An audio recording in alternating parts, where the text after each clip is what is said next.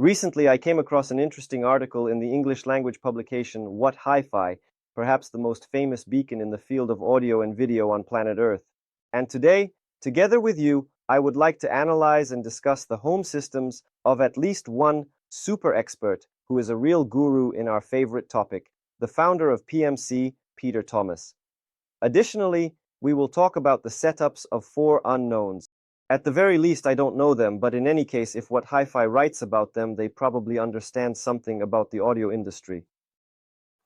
When I read comments, I often see things like Bowers & Wilkins is trash, KEF doesn't play well, Bristol is garbage, Orender is for fools, Audiophile isn't even a real brand, it's worth 3 cents, and in general, a light table is not for vinyl, it can't eliminate vibrations. In general, opinions vary, but typically the most sharp and aggressive ones come from people who either haven't delved deeply enough into the topic of high-quality sound or, conversely, have buried themselves in a multitude of devices and simply gotten lost in the endless maze of audio equipment. It's worrisome for both sides, so let's try to help them and show them the right path. After all, we should always follow the example of the best in the world. If a top studio has been using the same Bowers & Wilkins speakers for over a decade, and new product lines and Japanese engineers are refining their Accuphase components with the help of this same line, then B&W probably understands something about acoustic systems. This is regarding the debates that Bowers & Wilkins is very poor and tight acoustics. Let's start analyzing the article with Peter Thomas. For me personally, the figure is truly iconic. About 10 years ago, I had a complete system at home with the anniversary models released for the 20th anniversary of PMC. It included the 23 model, a center, and the 21 for the rears. The subwoofer was the MJ Acoustics Reference 200, whose driver later came unglued. It was made in England. The system was very transparent, dynamic, and accurate, with interesting bass due to the transmission line. If you haven't listened to PMC, I recommend it. It's a very interesting experience. Well, let's go ahead and quote the publication to see what everyone has. Let me remind you, Peter Thomas is awesome. The rest, I don't know them. Quoting Peter Thomas, I love vinyl and use 2 turntables, the Michel Orta and the Werther SG1, plus a third one for my collection that spins at 78 RPM. Well, it's clear that Peter Thomas is a hardcore vinyl enthusiast. I've never seen anyone with 3 turntables, but I think he has the right to it. And the old Garrod 401. Garrod, a cool turntable. I know that a lot of people customize it, but honestly, friends, I don't know about the first 2. I read a review about Michel Orp, and as far as I remember, it's not that expensive. Let me open it right now.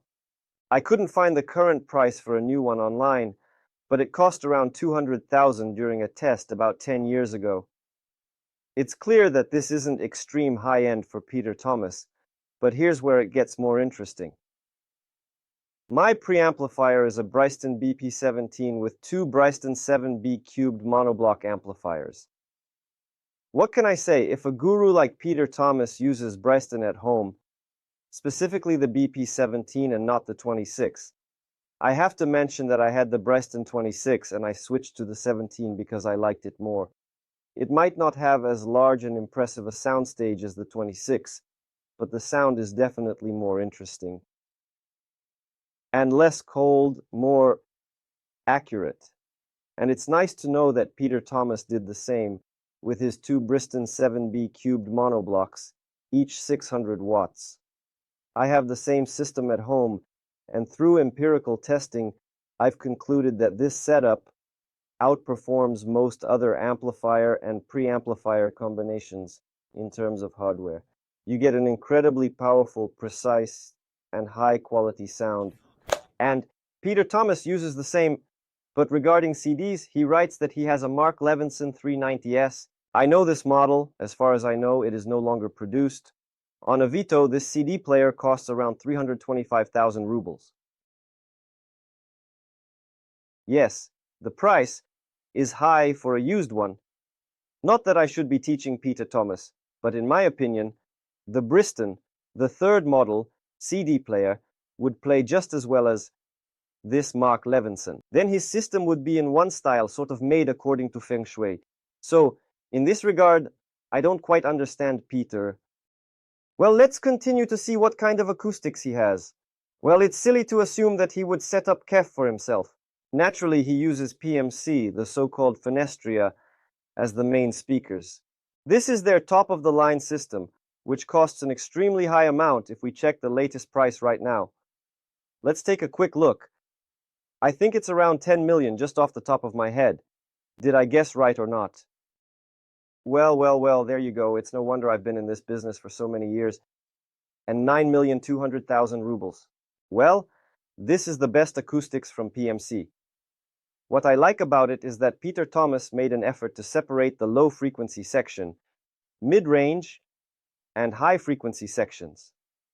They are as separated from each other as possible, and the mid-range section seems to hang between two woofers, or rather four woofers, well, two sections of woofers. Look, right now you can see this acoustic system on the screen. Cool.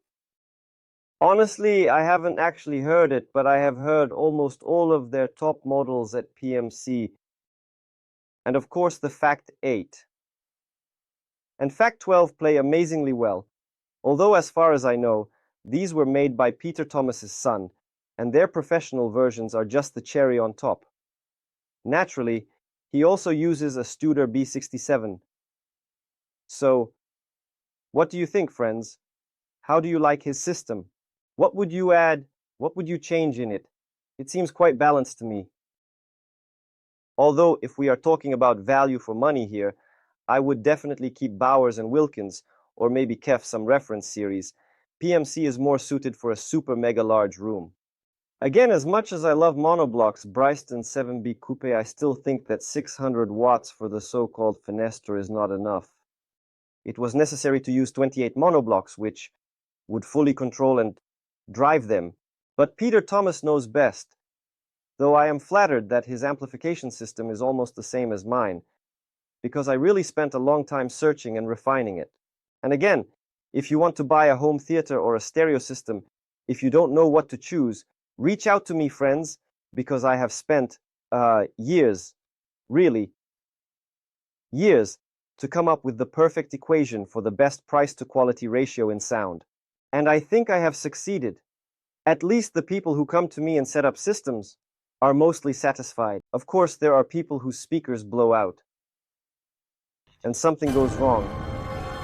It happens, friends, but you understand, anything can be broken. The following people are interested, and Peter Thomas, let's say, is an interested person, but these are the specific guys. Whether to believe them or not is up to you, but I don't particularly trust them. Simon Webster, the sales and marketing coordinator at Rega. Well, it would be surprising if he had anything other than Rega.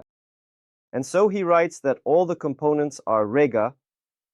I use the Planar 6 with an Enea Pro MC cartridge, the MC MK4 phonostage, the Alexit MK5 amplifier, and I have an old set of Rega RS7 speakers, which I really like. Well, what can I say about his system? It's unclear why. An employee who works at Rega uses the Planar 6. It's a cool device, I don't argue with that, but the Planar 8 is significantly better. Because I always say, either you go for the third planar or the eighth one, because the sixth one is neither here nor there. Yes, it's cool, but the price. Well, somehow you need to save up there. I don't know, maybe not eat for a month or more, but get the 8 or keep the 3 for yourself. It's unclear what the 6 is for. Again, the amp, this MK5. Yes, it's good, I've heard it, quite punchy, but in my opinion, it lacks power. Again, in terms of price-quality ratio, because it has 105 watts per channel, as far as I remember, at 8 ohms, good. But not perfect, friends, not perfect.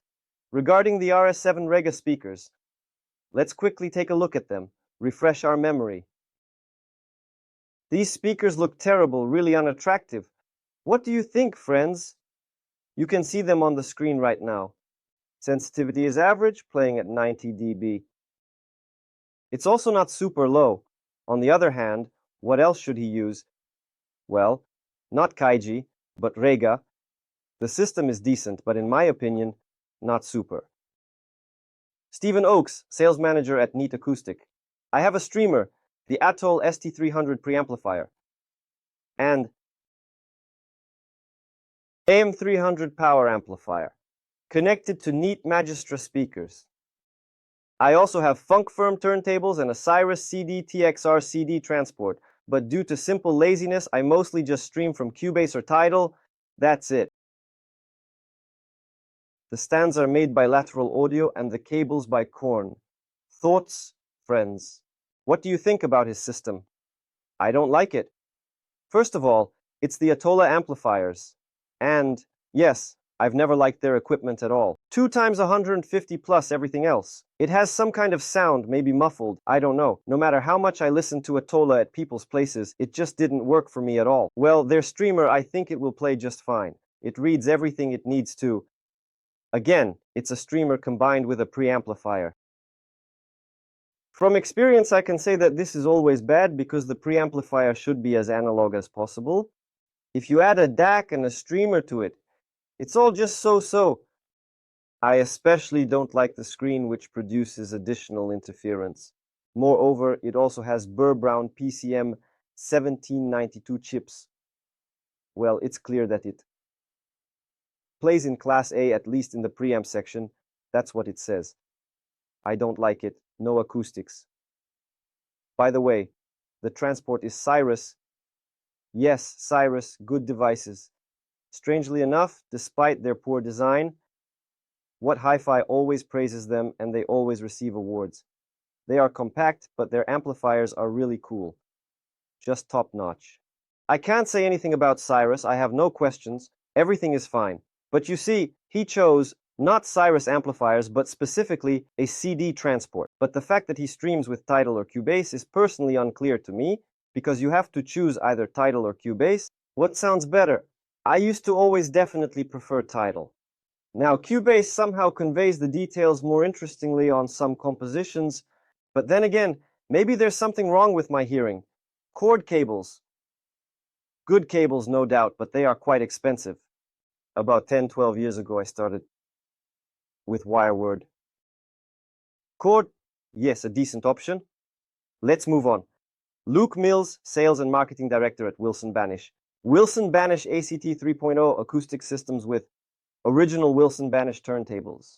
Monoblock amplifiers, Trilogy Audio System 994, and Tube Preamplifier 9.14, the Phonostage Ypsilon VPS. Ypsilon VPS 100. Sorry for the pronunciation, friends. I'm reading the article in real time, so that's why. Well, what do you think of the system? It is clear that the sales and marketing director of Wilson, not to be confused with Wilson Audio, uses the eponymous speakers.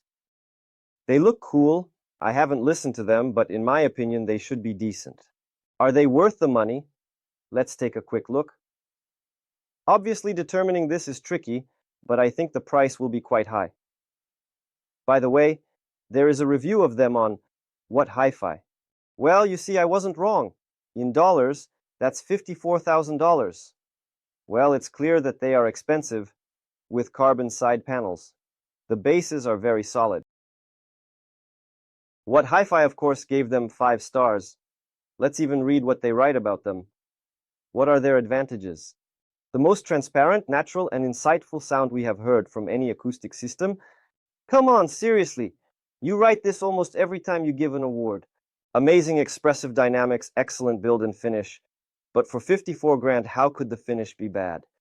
Cons. The ornate bass, contrasts with the otherwise neat appearance of the 3.0, requires caution when positioning. How exactly do they require caution? Friends, I'll let you in on a secret. Any audio equipment requires caution when you move it, because it can be dropped or scratched. And the price. The price puts it far beyond the reach of most people. Come on, seriously. Well, you guys in England are rich. Can't you spend 54 grand on acoustics? Honestly, for that kind of money, I would definitely buy KEF Reference or even Blade or some Bowers and Wilkins or maybe Canton Reference. But his amplifiers are really interesting. This is a hybrid monophonic amplifier. You can see it on the screen now. Looks serious, friends. Therefore, 30 watts. At 8 ohms, 55 at 4 ohms. Obviously, the cost will be astronomical. 25 kilo of pure weight. Haven't listened to it, friends, but I think it should play well. Will he buy these investments? I don't think so. Friends. So, let's move on. The last major figure on our list is James Luce, the creative director of Acoustic Energy. Currently, I am using a pair of Acoustic Energy AE1 active speakers. Come on, seriously. In combination with the Blue Sound Note streamer preamp and the Samsung Galaxy S23 style as the main source. Here it is, friends. By the way, the article is not the oldest, and the person has an S23, and then they say that we somehow live poorly. What can I say? I don't get it, people. But you work at such a company. It's a really serious English firm that makes awesome speakers. I know. They have the AE520, for example, floor-standing speakers. Cool, fast, but why? Why does a person use active monitors exactly? How come? And also the Blue Sound streamer. Well, it's a good company, but you can find something better. And also the Galaxy S23. Why not the S24? Why not an iPhone? Well, that's how it is, friends. I thought that in England, such serious guys would be a bit cooler because, well, Peter Thomas, he surprised me. Everything he has is great, but the others, well, I don't think so, friends. Please write in the comments what you think about their setups. Here are professionals. Real professionals, meaning people who work at Ego and NITR, but they put together setups like these. I agree, not everyone needs to have PMC and top-tier Bristol. In general, what do you think about the format of such article reviews? If you liked it, I would be happy to hear your opinion, and I will gladly share more interesting notes and articles as I constantly monitor the hi-fi sphere. So subscribe, stay on our channel, and always keep an eye out for videos because we try to release them almost every day. Our shorts are absolutely smashing it in terms of views on Runet. Thank you very much for that, friends, and all the best.